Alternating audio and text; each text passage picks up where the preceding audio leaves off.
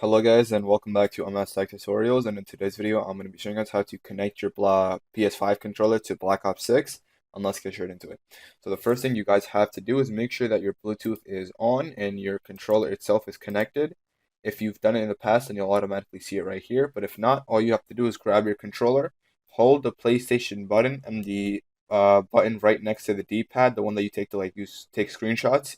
Hold those for about 5 to 10 seconds, and once it starts blinking, you guys will see that it's like blinks like kind of like a light blue color, and then you'll notice that it comes up under your devices. Then you can go ahead and connect it. Once your controller is connected, what you want to do is, if you have it open through Steam, if you have Black Ops 6 downloaded through Steam, what you want to do is you want to click on Steam on the top left. You want to go over to settings. From settings, go down to controller and make sure that controller is connected here. Once it is, you guys should be good to go.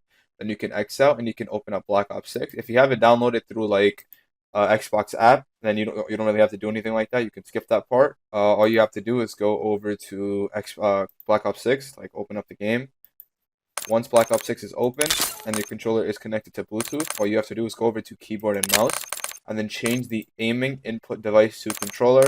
And once you do that, you guys should be good to go and you should be able to now play with controller. And that is it for the video. Thank you guys for watching. Make sure to give the video a thumbs up, subscribe to the channel, and have a great day.